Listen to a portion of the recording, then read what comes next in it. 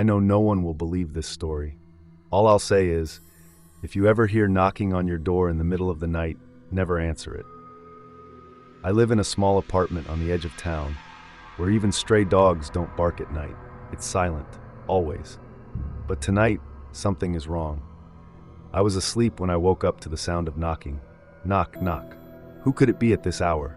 I checked my phone, 2:33 a.m. No one ever comes this late. I slowly walked to the door and looked through the peephole. Nothing. The entire door was covered in darkness. Then, another knock. Knock, knock. A cold chill ran down my spine. Who's there? I asked. No answer. Just silence. And then, knock, knock, knock. Louder this time. There's something on the other side.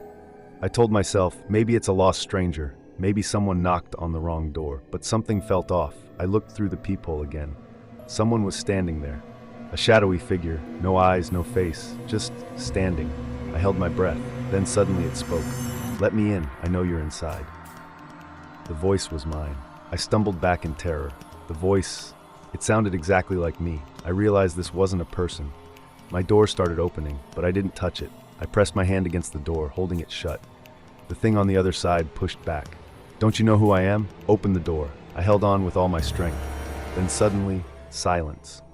For a few seconds, everything stopped. And then the voice whispered again. You're making a mistake. You don't know who's on the other side. Then, a long scraping sound on the door, like fingernails dragging against the wood.